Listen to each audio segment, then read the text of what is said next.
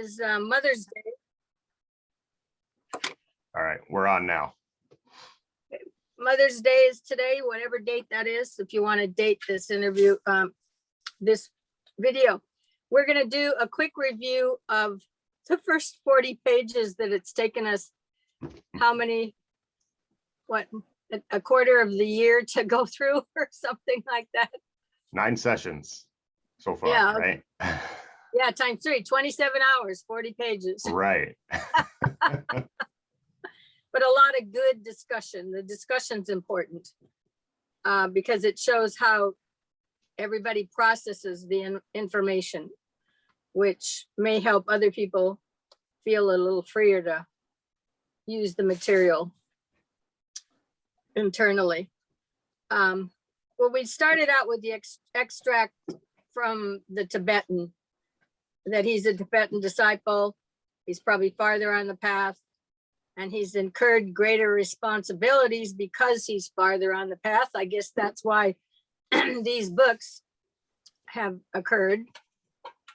He does consider that it's a certain amount of work, but it's not the only work he's doing. So he fits it in, and it was done over a stretch of from the early 20s to the last publication was 1950, but that would have had to been worked on a little bit earlier. But it was a stretch of time for the 20 books, or however number there totally is, to materialize. Like he said, he's a little farther on the path. He can see a little more, and he's incurred greater responsibilities. And one of them is this line of books. It's also said, because this spins off of the Theosophical Society. So you had Blavatsky, and this is said to be the psychological key to the secret doctrine. That's what this collection of books is meant to be. So you're going to see most of it deal with humanity and psychological development for humanity. So you've got your chart from Cosmic Fire with its 7 levels and its 7 sub-levels, which is called the 49 fires. Oftentimes referred to that way. As far as DK is concerned, you can either take this material or you can leave it. If you see it correct, true, and useful, yes. If it doesn't work for you, go somewhere else. Find something else that works for you. They don't claim this material to have been channeled. What the description, the way it's described, is it was just mental to mental. In other words, he's passing that information along. She's picking it up. And then it gets written down. And I think you can see from the beginning books to the ending books, he had made an inference that it got, the process got more perfected as time went on. And certainly the material became more complex, and the wording and the word patterns and everything were more sophisticated, but that's probably the result of the longevity of the amount of time they worked together, and it just became probably a lot clearer to hear what he was saying and actually getting it down accurately and probably faster. Also in terms of from head to hand to writing, and most of the time there would have been writing, or if it wasn't, they were having a typewriter, you had to hit the keys. Ding, ding, ding, type of tapping. So anyway, they don't claim it to be it's not channeled by, you've got these books out there, the Seth books or the this or the that, but they lay no claim there. The one thing I see that in them is there's a lot of data, a lot of material there is an ancient pathway. There have been humans who have traveled it, been able to leave information, and I believe that these Tibetans probably have a collection of that information, and they have a collection to draw upon. You know, I would not necessarily say that the United States, as the United States, for example, has a collection like that of this kind of material to draw upon, because we haven't trod those paths yet, if you will, for the most part. We get a little version of it. You know, Christianity is. It's laying down a pathway. It's laying down data and information to be passed on. But for the most part, I would expect Tibet and people in that area have had access to a longer trail, because you also have China over in that area. Shambhala is said to be in the Gobi Desert in the etheric. So that's within their range of information and data also. So, any questions, Donnie? Because I'm seeing you look and look. Just listening to you. Yeah. On an interesting note, today is what's called White Lotus Day. And it's the day that HPV died in 1891. Okay. So, Were you so there? that's, I mean, it's just a little tidbit. Were you there? Yeah, maybe. I don't It could have been. know. That's why it comes to light. So when you say that there's no like trail here, maybe Christianity, what about the natives and some of their belief systems or things that they've developed?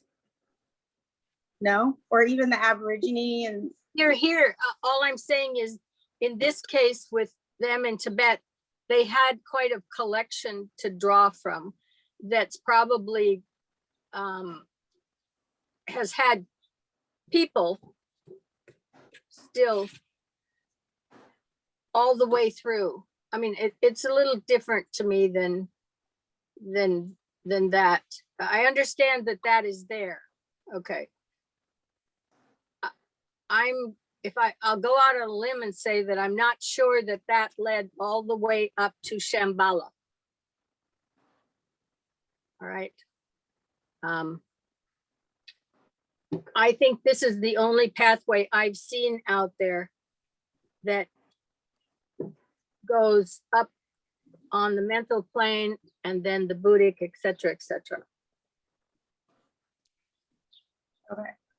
You know, I have seen and I have heard some of the other pathways and so on and so forth, but I don't see them leading quite to where this leads.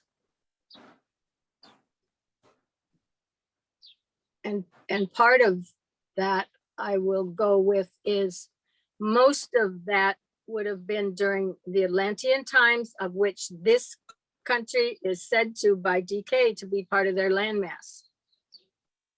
Okay. And that was high development on the astral plane. Such a high development that they had to short circuit it. Okay. Okay, does that answer it?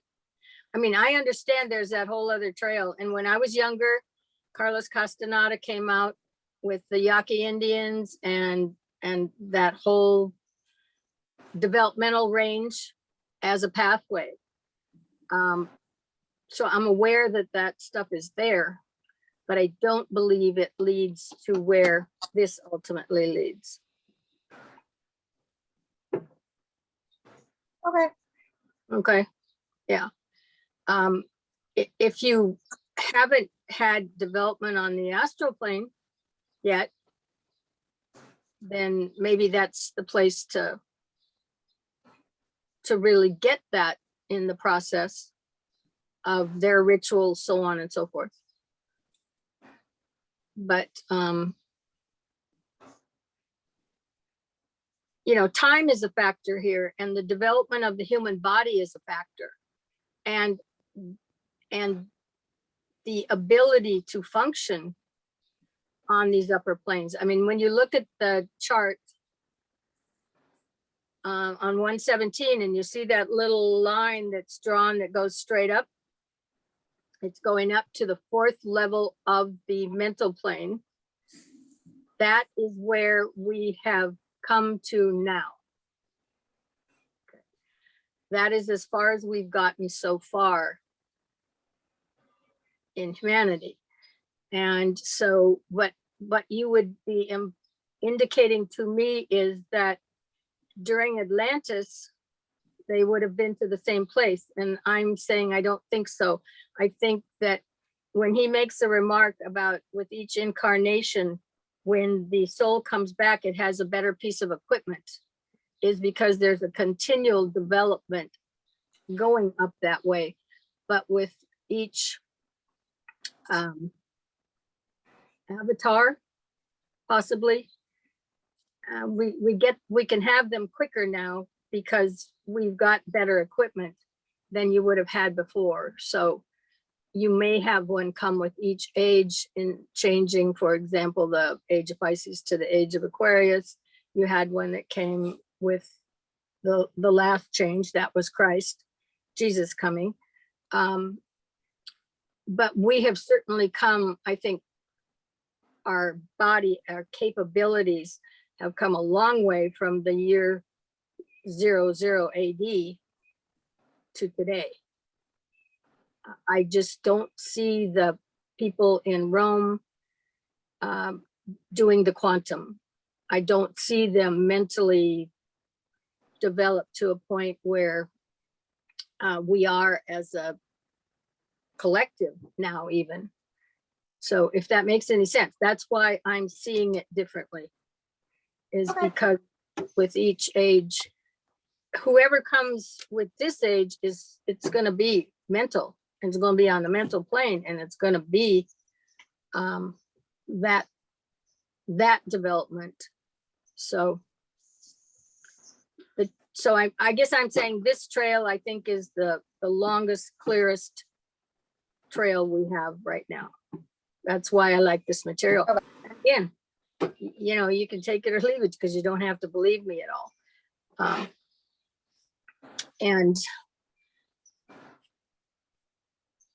And I guess I don't understand why it's so important to go back and look at what somebody predicted 2,000 years ago when you're living in it right now.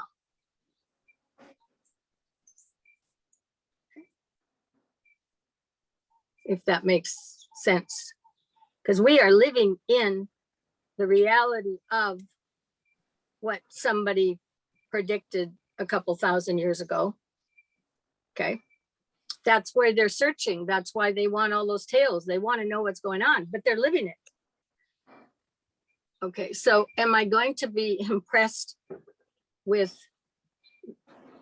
that from 2,000 years ago, or am I going to be impressed with somebody who figures out where we are today and can work and function and try to do something effective in today's world?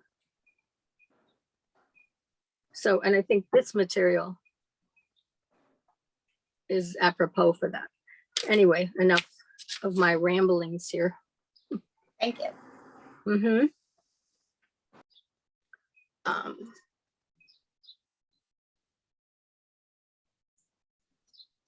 Hey, Carla, would that be a bit of a regression to kind of think in those terms as far as just looking back at what was predicted would be happening now? Well, a couple of Kind of things. dwelling in on that as opposed to just living it and kind of moving forward through it. Is that kind of what we're saying? Well, yes and no, but the other thing is, like I said, Atlantis and this landmass, according to DK, and they're highly developed on the astral plane. So they're psychic. They can see those things. Okay. But I think we've talked a little bit about, and that's organic. In other words, A.A.B individual would have been more highly developed than another, so on and so forth, but you needed that individual right then and there. Okay, so it only has a range of what that individual can see, and that it can be passed outward, if you will. But in today's world, like, it's, you know, I use the concept of Einstein. He certainly went out there. He saw what it was, he brought it back, but we now live in a mental realm where we can convey it to everybody. We don't need Einstein anymore. Okay, he doesn't have to be alive to continue to be the seer in that regard. That's one thing, but there was another point that I wanted to make. I kind of lost it when you asked me that question. Oh, and when I ask about that with people who are very tuned into that, you know, and see, I see Christianity as having significance. I see somebody coming and demonstrating those first five initiations and showing how that's to be done as significant. I see that as an upgrade for humanity. And I think every avatar that comes lays the path forward. And now we've had 2,000 years to try to integrate at least the concept of those five initiations and the information about there is a heaven, if you will. I think that's the way they translated it. They didn't say, well, you need to go to the spiritual triad, okay? But they had heaven. There was somewhere up there. And that there was another future there, and it had meaning and information. So when I ask people who are following in the realm that you're talking about, Melinda, very heavily, and I say, well, where does Christ fit into this and this ideology? Well, no, we're pagan. In other words, this whole 2,000 years doesn't matter. That just happened, and whatever developmental level came with that, that's not factored in. They function in the realms that you talked about back in the Atlantean times, if you will. And DK says we have a lot of them who, you know, there was kind of a flood and a lot of them drowned. Evidently, they only talk about how Noah got saved, but they don't talk about everybody else. Just assume it, they didn't survive it. But they're back. They're being brought back in at this point in time. And so I'm not surprised there's a big movement to try to recapture all of that and let's go from there, kind of thing. They're more comfortable with that. They're not necessarily comfortable with the with Christianity or the principles of it, period. Where I think, and this is me guessing now, I'm guessing they are coming in at this point in time because this Christianity should be established enough, and that through a number of incarnations, those people will get on board with what's happening now, if you will. And they'll move on to the mental plane. I mean, you know, you had, as far as I understand, some high priestesses or you know, who are very good at being psychic, and they still are today. But the awareness level should be shifting to the mental plane, because there's a whole nother realm to develop up there. That is very different, with a whole new set of tools for humanity when they can connect. So.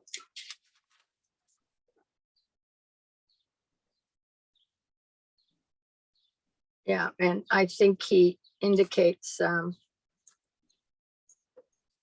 that we're on the mental plane developing that equipment. And basically what I do is I work with today's mind and the possible approach to your soul. Because if you look on that chart, we're only one subplane away. Okay. In other words, we've reached as far as subplane 4 on our lower mental mind. The soul is sitting on subplane 3. That is what building the Anakarana is about. Is making that little leap from that straight line to that little teeny baby triangle.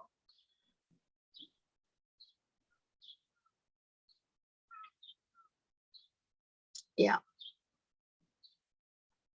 And if you're going to be on that chart, then your Atlanteans are down in the astral plane, and they developed fully from all 7 levels of that astral plane. Okay. So they can have some very impressive psychic skills. Now, I've been around this material for a long time, and a lot of people talking about a lot of things. And there used to be an argument that, oh, well, you don't have to go up on the mental plane. You can just go from the astral right up to the Buddhic short circuit and not do the mental plane. And the consensus was from people who know more than I do, no, you cannot do that.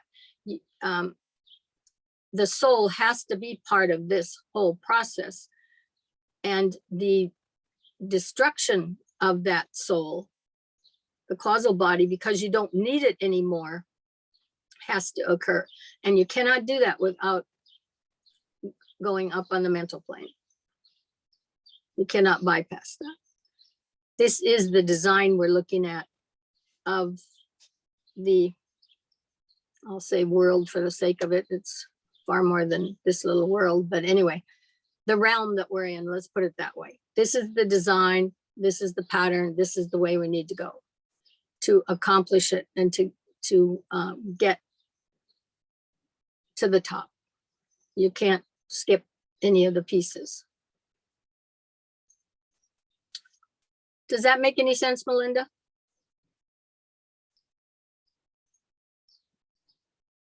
Do we have an audio? Do we have audio? No, we don't. Yes. Oh, okay. You can hear me. Okay. Okay, there you are. Yeah. Anyway, I was saying, does that make any sense? Yeah. Why I don't pay as much attention to that whole group of and development earlier? Yes. Yeah. Because this is this is where the real work that humanity as a whole eventually y'all have to pass this way. And so my focus is, okay, hey, look, here we are, let's get at it. And it's one thing that DK says in these books, and I have watched people work with these books for 40 years and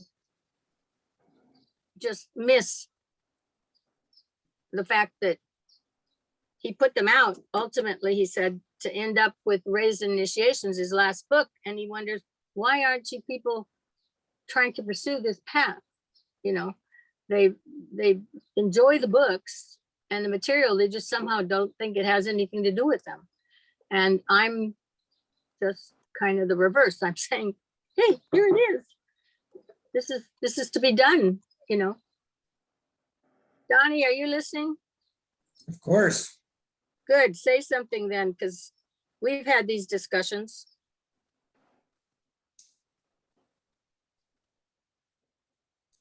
Well, I can't see how you could skip the soul, but maybe, my thought is maybe those people that were saying that were just more advanced than they thought or something at the time and weren't looking at it like that. I don't know. Because they were there, they just figured out you could just be there, but they're kind of just skipping over it. Well, I think they were functioning from the astral plane and just saying, we don't need to bother with the mental plane. Okay. In other words, the 2-4-6 line, which is really the creation in a sense. In other words, 1 and 3 are spirit and matter. That's what's creating this system. But your water signs and so on and so forth are more connected with the 2-4-6 line, which is the astral, the Buddhic, and then up on number 2 up Well, there. so DK says at some point that the 6th ray, people are, primarily dealing with 6th ray energy, have a lot of glamour to get rid of on the astral plane. And the most interesting part is that for 6th ray, who are, I guess, working through that, thought follows, or thought kicks in the actions, or the emotional side dominates for the most part and causes the responses. I don't remember exactly how he said it right now, but thought Thoughts are follows. driven. Yeah. Thoughts are driven by emotions, I imagine is what he meant Right. early Mhm. on. And that's the common monastic. That's the transfer off the astral up to the mental. And right now it's a mixture on the bottom of the mental plane, and that's why they call it kama monastic. But that's going to get burned out before you hit that little soul, that little triangle. What happens is something comes along and you get a flash of something and it starts burning off that astral plane energy. It's not principled energy, neither one of those, the bottom 2. So that's the practice zone. That's where we learn how to, well, first of all, you started with dirt and you worked your way up to us and all the levels of plants, animals, insects, everything on the way up here and developed. But there is a point at which that shift over has to go to principled matter, and the principled matter starts on the mental plane. That's where 2 and 2 always equals 4, because 2 and 2 could equal 16 down on the astral plane. It wouldn't matter. Anything that you made and you created on the physical plane is ashes to ashes, dust to dust. In other words, that type of material just goes back and becomes material again. You can, the tree uses the ash and it grows again, and now you got wood. In other words, it just translates through all of that. But and that's why they talk about the first initiation, which gets you into understanding you're part of a group, and that there's meaning out there and value and all of those things that are above here. It gives you an idea. There's this whole chart up above, and that you are part of it. And of course, Christ talked a lot about that. So, and then the astral plane is next, and then you start practicing on emotions and developing them and figuring out how to work all that. Just like young children have to go through those developmental stages, mankind has to in this case.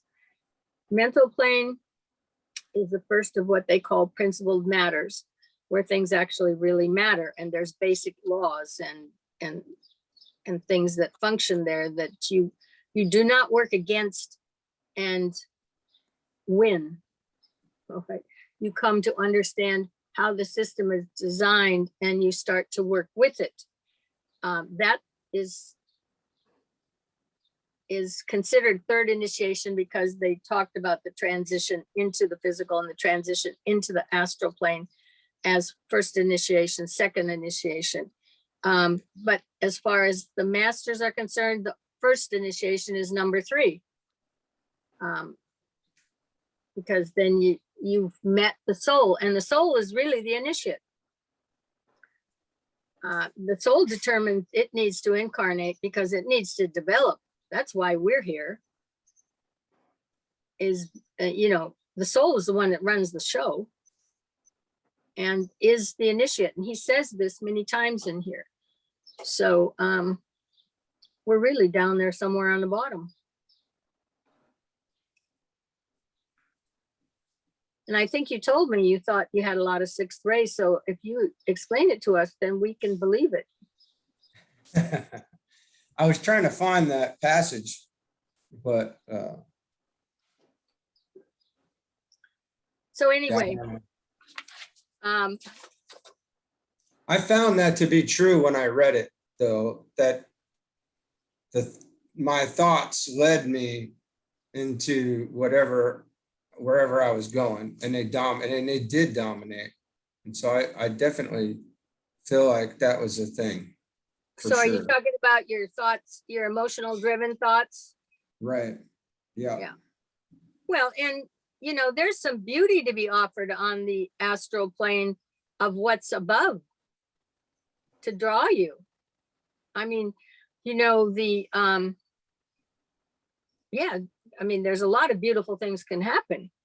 And then the other thing is, on the astral plane, everything can be made to look beautiful until you deal with it for a while, and some of it's a shock because there's no necessary basis in truth, and people end up hurting a lot, getting a lot of emotional hurt out of it. But it's also that which lifts you up, and the emotion that is the key is desire, because that pulls you up onto the mental plane, because it's being pulled by that little divine spark that's in the center of all of that energy, whether it's physical, whether it's astral, whether it's mental. It's all pulling you back up to the source. So it's its own magnetism. So you're looking for the good, the beautiful, and the true, as DK indicates. But you got a lot of energy to slog through down on the bottom before you can start to see the pathway, if you will.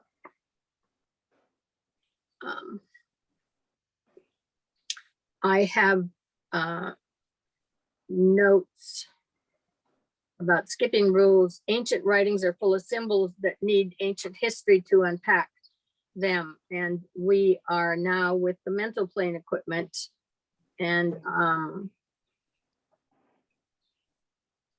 And so, but there's plenty, I have notes, plenty, others are out there, and they're doing whatever resonates with them. Let's put it that way.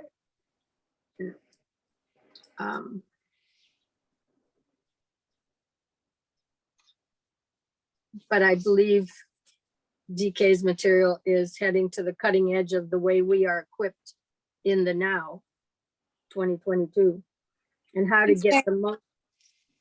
Pardon? Oh,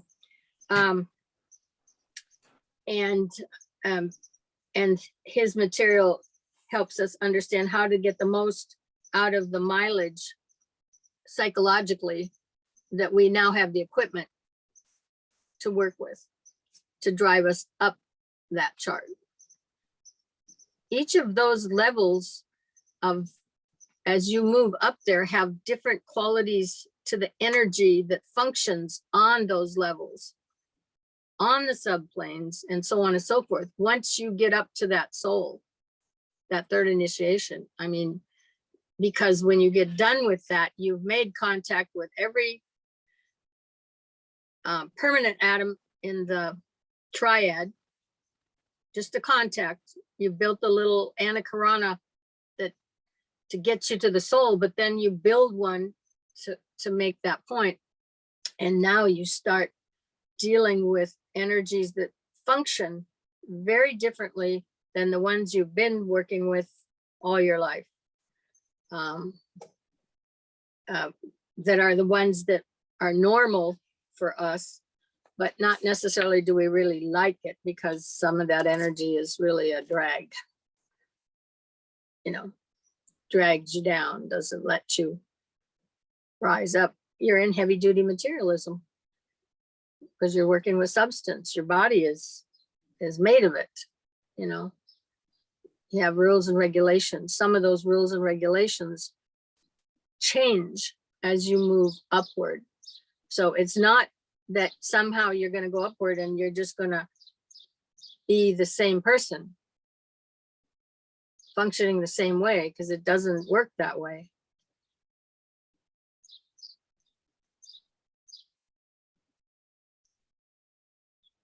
All right, so you're deep in thought again, Donnie, and I'm looking at you. I'm looking at you.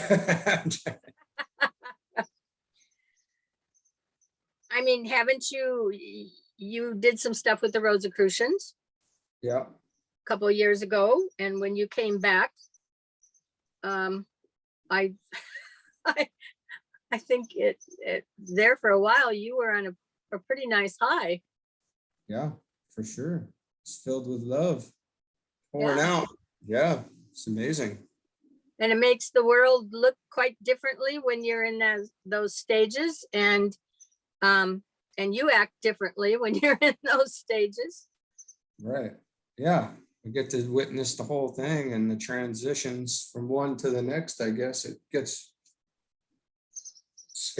feel, you know, without this material, it would certainly make you feel kind of crazy, you know, because of the grounding of it, I guess, and the process of grounding it, and then kind of starting over again and seeing the new cycle for the first time and seeing the cycles for the first time, and then watching it from that, you know, a little bit from the outside in, and then, you know, working on the issues that we have that are still left over become real obvious, I think, at some point. Like, okay, well, these are the issues that I have left that I recognize I need to deal with. And then focusing a lot of the energy to get rid of those issues. And then the next thing you know, they're gone before you even realize it, in a sense, I want to say. They start to just fade away. And then you realize that, okay, well, maybe that's kind of gone, that issue. And then you on to the next issue to work through. And then it just keeps going, I guess, and gets quiet after you kind of get through some of them. And then it starts all over again. And it starts again, apparently. Then you feel like it's day one again. So Yeah. with each time you are letting go of one thing, the next thing pops up to be let go of. And then at each stage of that, I imagine it does look different from the outside. Yeah, You know. but you also feel different, I think, on the inside, Oh, for sure. you know. And there's different levels of energy depending upon where you are in that chart. And there's fire by friction, there's electric fire, and there's solar fire. It's fire by friction, solar fire, electric fire. And those are like the difference between a what used to be a real muscle car. Now they make a car and they put a muscle car sound in the back of the back of the car, and when the car runs, that audio runs in the back of the car, sounds like a muscle car, but the engine's not doing that anymore. Okay, but the old muscle car, you know, that was a real heavy duty grind. That was a fire by friction engine, and so on and so forth. And that's your first stage, you know, and then I suppose the hybrid we could use as the solar fire now in terms of that stage. And you could use the Tesla for the electric fire if you wanted something. I'm sure it's a very poor choice, but it gets the idea, the way the energy runs. And so consequently, the experience in the cars is different when you're riding in them. Well, when you shifted from one level to the other of that energy up that chart, that's what's operating, and that's how you're operating on the inside. So where you start out with the fire in friction, and you have all of this, you know, I got to do this and I got to do that, and every level my emotions are churning and my physical is pushing as hard as it can to do this and that. And mental's probably half not even there at that point in time, because you're too busy negotiating all of this other heavier duty dynamics. That's fire by friction. That's down on the very lower levels, and that's the way you're operating. And as you shift up, it would be like shifting to the different, the way the different cars operate. You know, pretty soon you're humming along. Okay, nice little hum there. And that energy is not grinding anymore, and you never have quite as much stress. You're not as plugged into that whole emotional realm, because you're now moving on to different planes. And then when you get higher up, the way they describe it, for example, that you're going to end up with bliss. Well, when you end up with bliss, I mean, you're bliss because you're back to being one, not a duality of any sort, which it used to be a goal. When I first got introduced to this in the 60s, you know, the ultimate was you just get to nirvana and then you kind of sit there and park. You know, you're always going to be in nirvana after that. Well, that ain't, then you're not going to do anything down here. You know, you are parked on the top of some hill or mountaintop with your legs crossed, you know, and those were the images we used to get from the East is, and I suppose Harrison's Fool on the Hill was describing that in a sense, except that it really, I mean, that occurs and you do have that bliss, and it's the objective, I think, of a lot of people who initially pursue this path. But, and it's great to experience, to know it exists, but why would one, if they're down here, want to be in that realm all the time? Because they're not going to be doing anything, you know, and you're here to do something, or you're already up there and you're on your way out the door to go somewhere else. Is if you follow all of the rays and initiations, the last two, which is 8 and 9, are prepping you for being jettisoned somewhere else. You know, you've already chose your path, and whatever the stages are, he can't even describe them. He says, you know, he knows they exist, but it's way beyond his realm, certainly way beyond mine.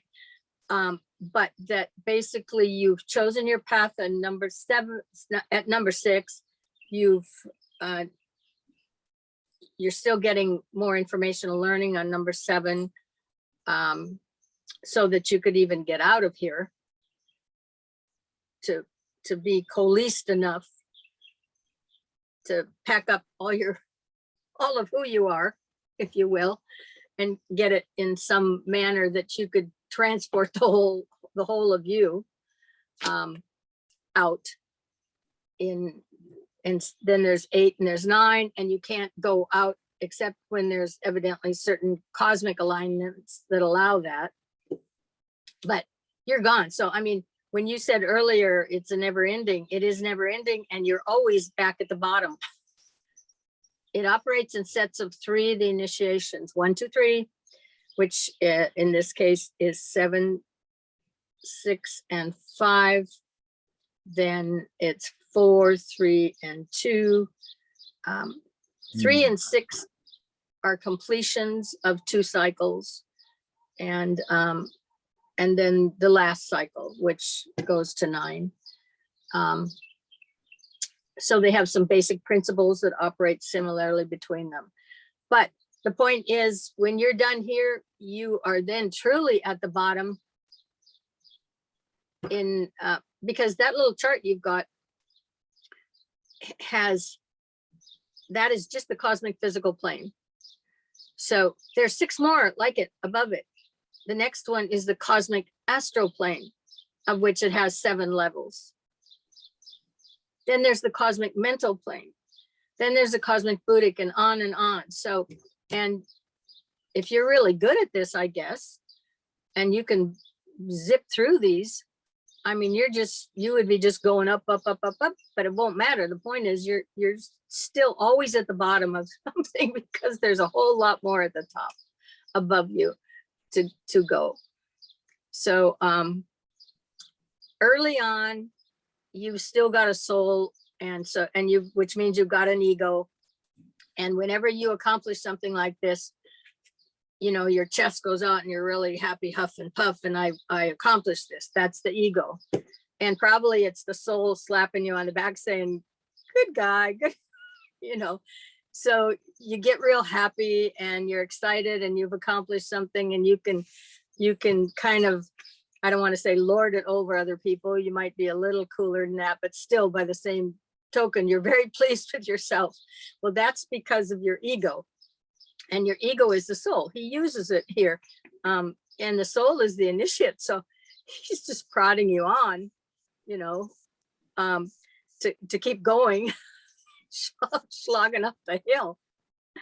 But the point is, and the farther up you get, the more humble you get, because you have totally different recognitions of what's really going on.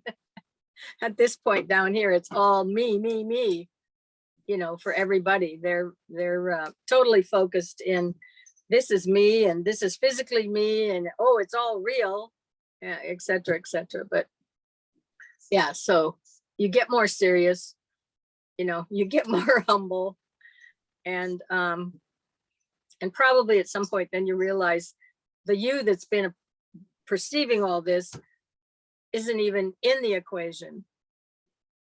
You know, yeah, the essence of who you are is in the equation. You're just this little form here. And as long as you can function like our mental functions, we think it's us. But that's okay. I mean, it's all part of the journey, and the shifts and the focuses come. So,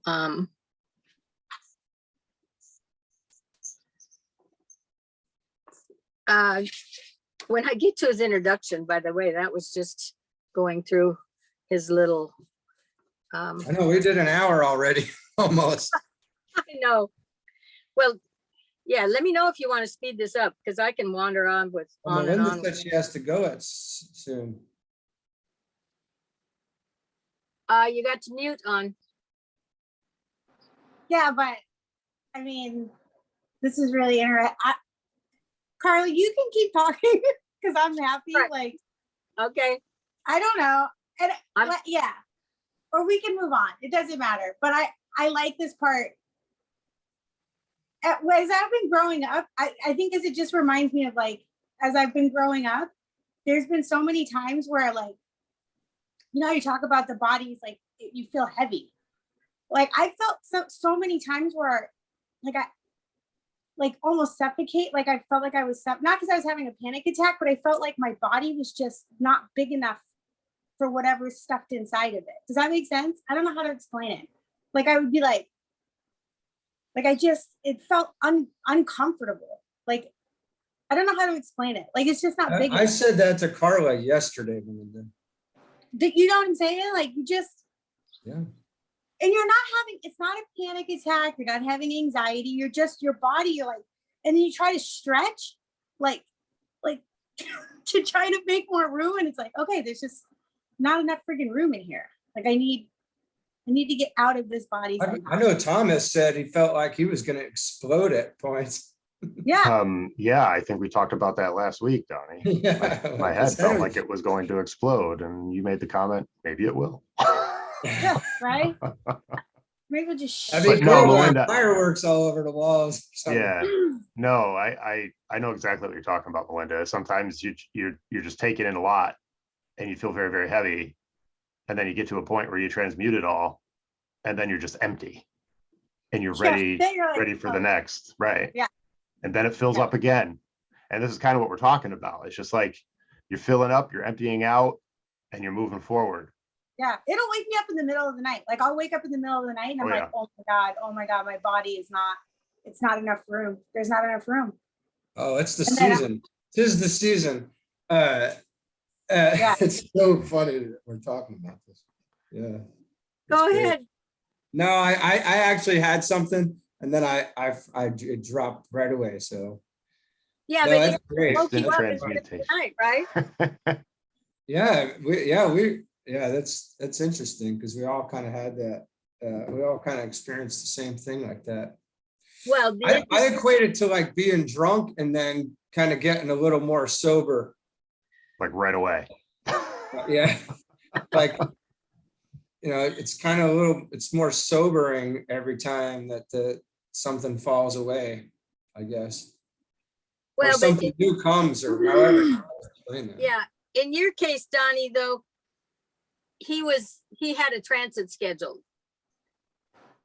I mean, this is the funny part because he's waiting all day for this transit, trying to recognize what's coming. So now you pick up the rest of it, Donnie. No, I just woke up at 3 a.m. and then got sober for a minute. I guess I don't know how to even explain it anymore. I actually talked about it last week in the astrology one, which I need to go back and listen to what I said. But since then, I just feel like I'm becoming more sober a little bit more every day. I don't know how to what to say there. I don't know how to explain that. And it's an interesting thing. Mhm. It's very interesting. Oh. Yeah, it's weird. It's interesting and real weird.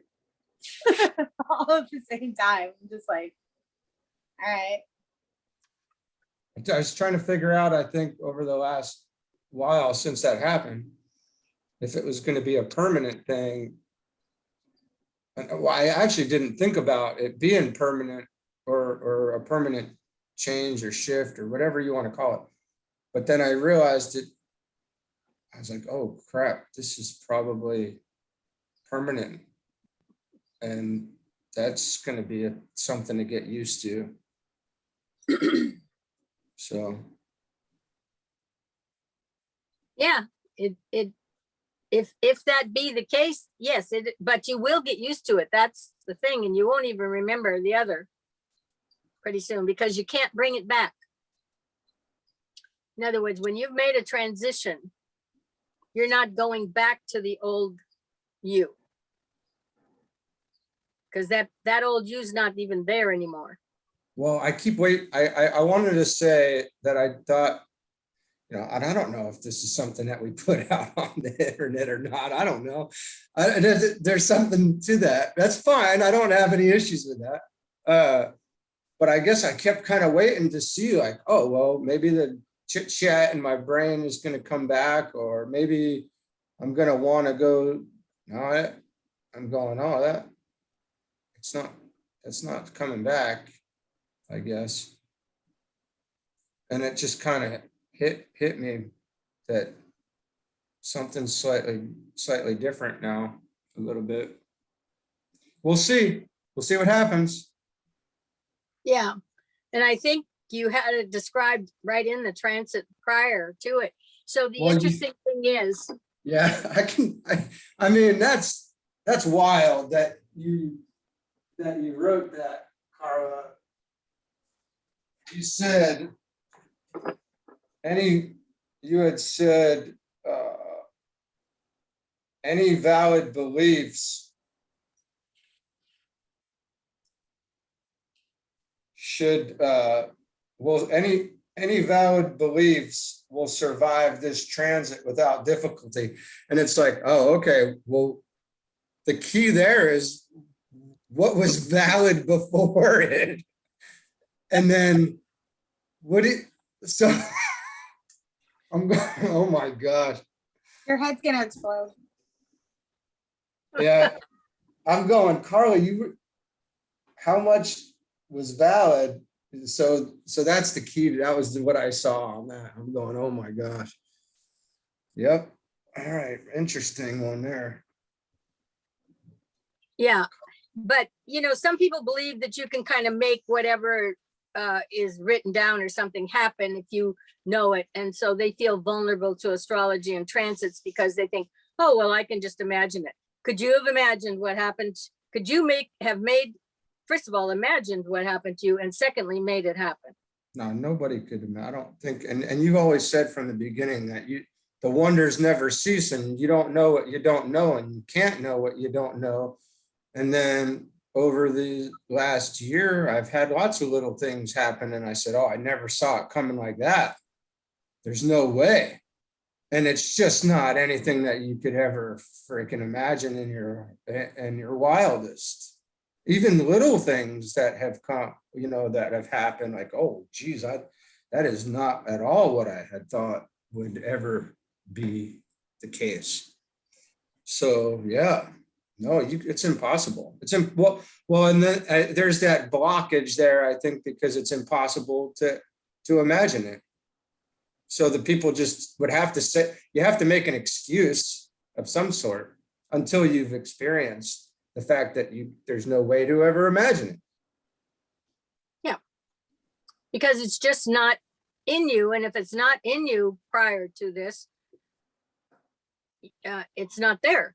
You know, it's an external event that comes. More data, a contact that brings this, and then it's part of you, and then you get to process it. But prior to that, you can't imagine what you don't know.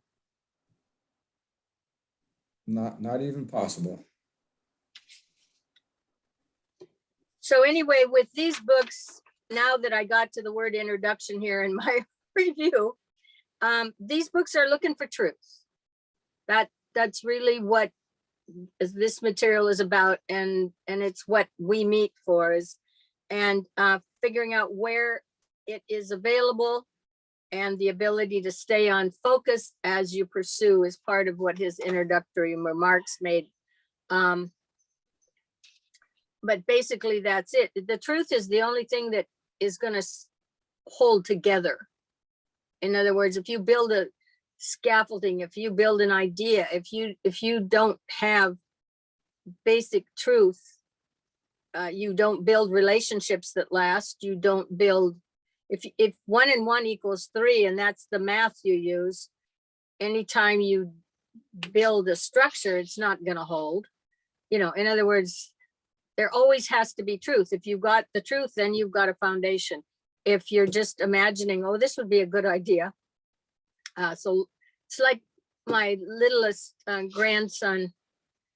He was a couple years old, and he's got a lot of Pisces.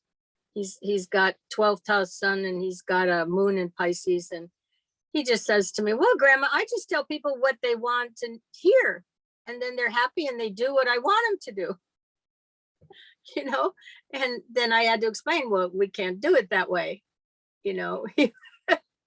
But that was his line of the easiest way to negotiate here on this planet is just tell him what. And he was really cute, and he's had no problem talking to people. He, you know, at 2 years old, he'll go up and just give you a whole story about that fish over there because he knows, you know, and he's been catching fish, and he really has, even at 2.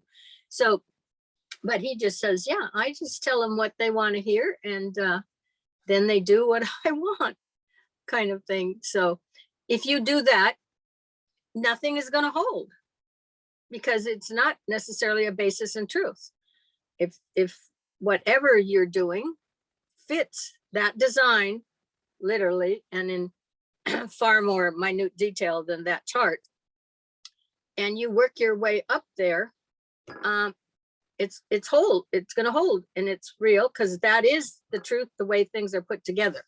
And so if you work with the architecture, and in this case, you work with your own chart, because those transits have been given to you along with the chart to succeed in this incarnation for the purposes of that soul. And if that soul is still up there as a little taskmaster, you know, when you get to esoteric healing, they'll indicate if the soul senses you're way off path of whatever this purpose of this incarnation is, they're going to send down a little irritant somewhere in the etheric, and you are not going to be happy. And if you aren't listening, it will turn into a physical problem. Okay. And enough of a physical problem, whatever the levels required, to get you off of the course you're going on and hopefully get you back on track. So, so the closer you can work to your purpose and your plan for this lifetime, the happier camper you're going to be here. I want to say those things that get sent become pretty obvious too at some point. Oh, they do, huh? Yeah. Yeah. And you know, I'll say this for you know, I struggled with some things, and you kind of wondering when is that going to go away, or when take this aspect of my personality from me. This is not beneficial anymore, or you know, just, you know, why do these things keep coming up, or when is this going to go away? Is it ever going to go away? And then surprisingly enough, apparently it does, gradually. And then that's an amazing thing. And I think there's probably some motivation in that. And that's the only reason I say it, because I think a lot of people wondering, why do I like this? Why do I want this? Or why do I feel that way? And I'm reading these books and it says I shouldn't think those things, or I shouldn't want to do these things. But it's all ends up being beneficial. You know, the duality of it is beneficial. And it comes back even after sometimes, until it apparently it just kind of drops off, it seems, I guess. So Yeah. I feel like there's motivation in that. Like there's nothing wrong here. We're just working through it, and then it will in fact dissipate. Yeah. Oh, we got the other one.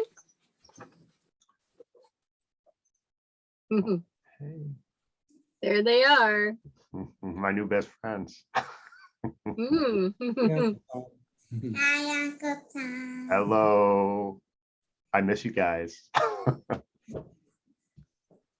We're on video. We're on the internet, just so everybody knows. Oh, hey, my other new best friend. For Melinda's sake, we just spent a week in the Outer Banks together, so Nice. caught lots of fish. Yeah, there probably were lots of fish, weren't there? Oh yeah. Doesn't mean there are anymore. No, people were still catching them when we left, so.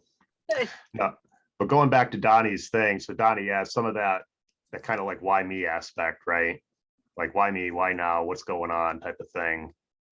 And then when you come to the realization of it, it's like it's just exactly what I needed at that point in time to process whatever it is. And I think too many people kind of get stuck there and dwell on that why me aspect, and they never are able to move past that. So I think it's good that we're talking about that, because that's, for me, I think that's a critical lesson to put out there, is just that, you know, you have these things happen to you, however horrible they might be, or however good they might be, but you can't really sit there and dwell on the why me, or why is this happening? You just kind of got to accept it and deal with it, and then move on, move past it. And then like you said, wait for the next thing. Yeah, it doesn't give up here, does it? Never Just keep- ends.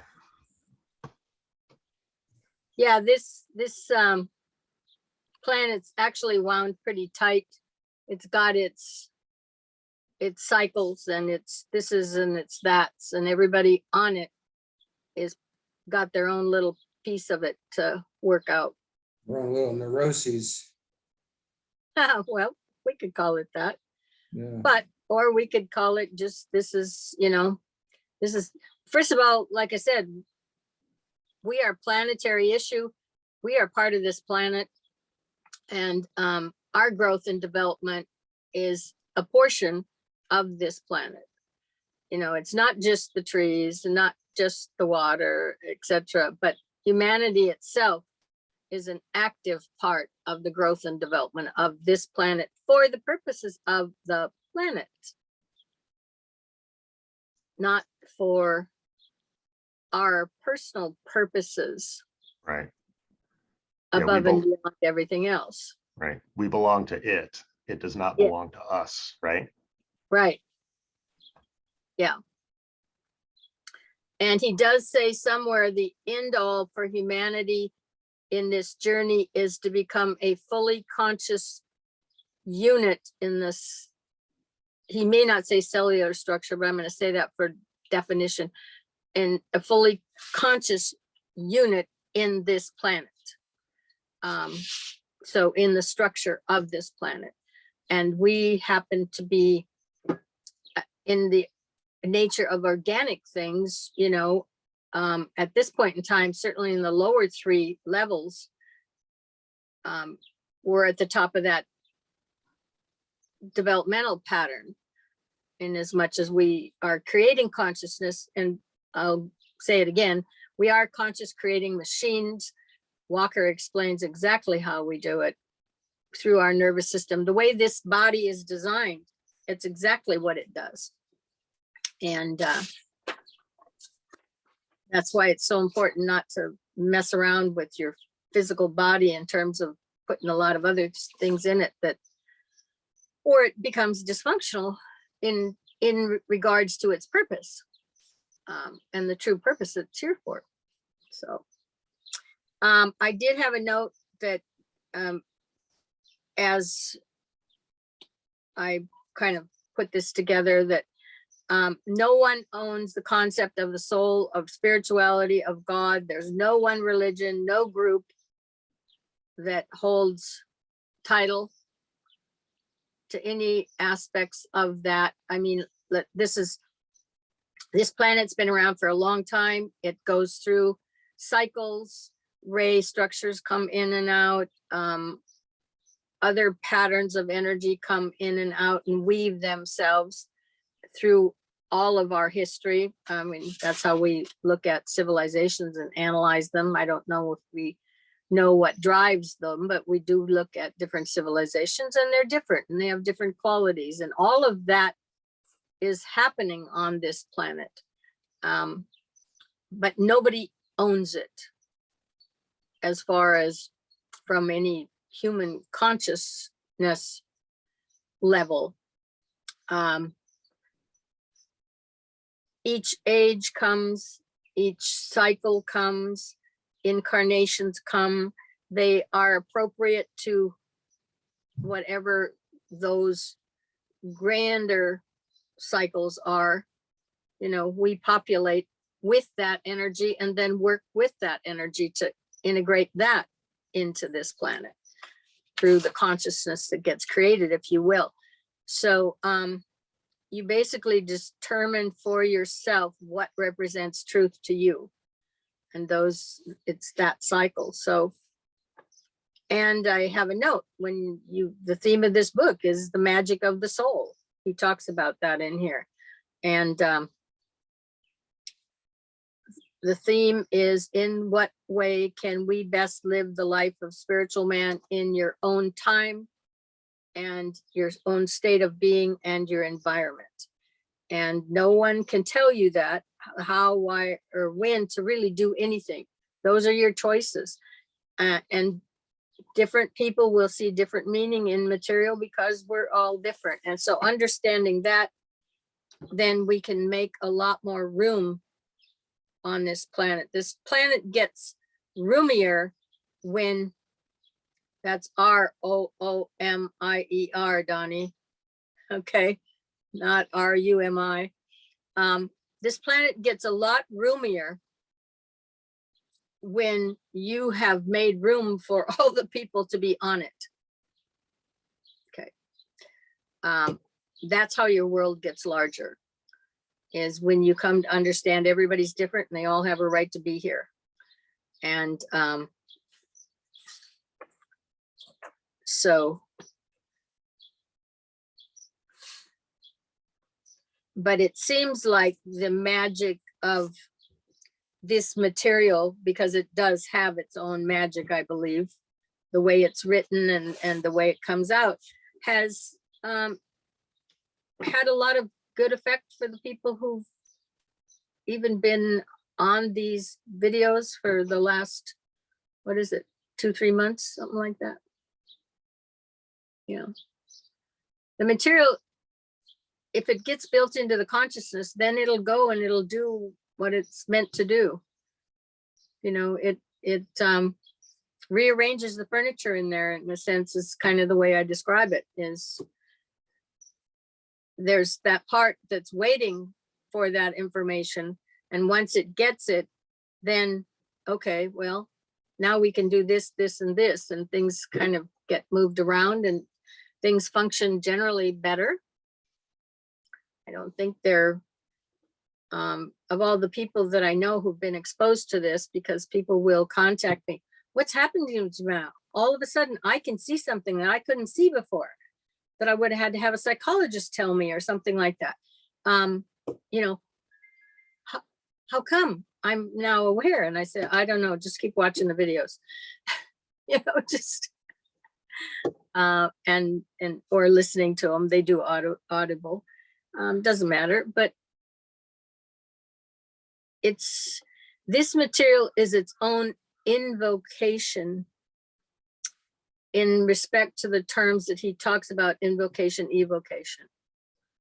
And he says that will be the new science for the Aquarian age, is you set in this information, it's going to evoke the response that's going, and then the union of those two is probably what rearranges the furniture, so to speak. And then opens pathways and makes stuff possible that wasn't possible before. My consciousness always gets elevated sitting and listening to this every time, whether it's on video or live and talking with everybody. It just, it does change things in real time for me. I personally, I get very empty listening and just absorbing this stuff. That's why it's hard to even come up with the right words when you ask something, because I'm so empty that I have to think for a minute, and it's just amazing. It is amazing. It must make life a lot easier for Kim. Yeah. Yeah, I would say maybe that's why things have been so great lately, right? Could be, I don't know. Could be. Yeah.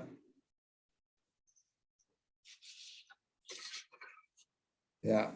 I guess the other thing that I had, and just in terms of kind of looking at the first few chapters, is with this material, his focus is human development and unfoldment of energy or life, consciousness or the value of consciousness, working your way to your soul, and then talking about the incarnations of the soul. So working up the chart using the life force and our nervous systems and our body mass. That's really what he talks about, is the three things you have in this piece of physical equipment that are important, is using the life force, the nervous system, and the body mass. And that's what you create the consciousness with, and the body mass holds you all together and runs you around. You know? And then the explanations of the life principle and the soul and how we all interact, and then talks a little bit about the astrology and its place in the here and now. And that's about as far as we've gotten, and that's not much further than the introduction in this book for all of that period of time. But that's a little bit of a recap of where we've gotten. Not that it's a very concise one, it's just an overview. But those videos probably kind of randomly do seem out there sometimes, especially for people who are just plugging into them. Although I'm not sure you guys could recap what we just went through either, because it's been so wandering. The dynamic of this is interesting, because this hasn't really been done before too much in the past. I mean, we read books, but we're listening and talking through this material and reading this material all at the same time. And you create this atmosphere where we concentrate on the words. And so the hearing really kicks in and the focus kicks in. So it would be interesting to talk about the power of these videos sometime, talking about, what's available now. This is what we're doing now. This is what's happening now. And it's a combination of things taking place. So I think we can all sense the power behind it. The further and the longer we do this, I think the more power there is in it too, somehow. The dynamics are off the charts, Yeah, I mean, maybe the other two of you could talk to how it impacts you. Well, I was just gonna say that it kind of piggybacking off the dynamic that Donnie was talking about. I've seen some other things out there where they talk about some of this stuff, but it's really kind of more, for lack of a better term, like one-sided. We're here, we kind of all have an open discussion around it, and it has a little bit of a different meaning for each of us, or maybe not different meaning, but yeah, I feel empty, so it's hard for me to describe too, but it's like, we talk about this openly, and we're kind of seeing how it impacts us, and we're applying it in our own individual lives, and we kind of talk about it through that aspect, because we have that type of open discussion when we're talking about this stuff too. And we relate it to a lot of real world examples and a lot of real world issues that are going on, whereas it's just not a just straight educate the masses type of thing straight from the book. We go straight from the book, but it seems like we try to apply it so that we can use it, which I feel like is the true intention of why the material is actually out there. And what I can say, so where Donnie says he feels empty and his level of consciousness kind of peaks a little bit when we're going back and listening to this or having these sessions, my head kind of buzzes. And I don't know if that's the same type of feeling you have, Donnie, but like I get the tingles, and it doesn't stop, and it might go on for days. So. Yeah. Melinda? I guess, I don't know. I guess it like just validates a lot of stuff for me. Like when we're talking and I'm like, oh yeah, yeah. Definitely. Exactly. and then it just makes it easier for me to be the weirdo that I am. So I'm like, not that I have a hard time with that anyway, but I'm just like, all right, yeah, perfect. Like, it's, and then like, yeah, it just honestly, it just validates like a lot of stuff for me, that either I had been thinking when I was younger or that I'm going through now. It just makes it easier. Yeah, everything's just a little bit easier. Or if I start getting frustrated, I'm like, oh, okay, like, or certain things where I'm like, it's not even real. It's not even real. Why? I'm not even gonna worry about that, So yeah, I think it's just like, it just, validates and then makes everything easier. Like, especially when you hit those, like if you're not like what Donnie was saying about, like, you get those messages where it's like, hey man, this, you're not supposed to be doing that, you're supposed to be doing this. And you're getting those messages and you're like, wait, why is this happening? Why am I not feeling well? Or why is this happening? And then you're like, oh, because I'm not doing what I'm supposed to be doing, or I'm not like, focused on that, like that right thing. And then it helps you like, whoop. But yeah, all of this, like hanging out with you guys and having these conversations just makes it easier, and then, but yeah, of course you're like not feeling like, is this real? Am I right? Am I thinking the right things? Am I doing the right, because for me, like before I started hanging out with you guys, I was like, okay, I'm just like totally weird and on my own. And I have all these like ideas and thoughts about my path, I guess, or like how I'm supposed to be leveling up, I guess, as you would say. Like, a lot of people like, I'm Christian, I'm Catholic, I'm this, I'm that. And I'm like, I'm not any of that stuff. I'm not pagan. I'm like this weird anomaly that just functions. But I've been taking from all that. Like earlier when Carla was talking about how pagans aren't like, they don't believe in Jesus. I'm like, there are actually a lot of pagans that do believe in Jesus. And so they follow these two paths together.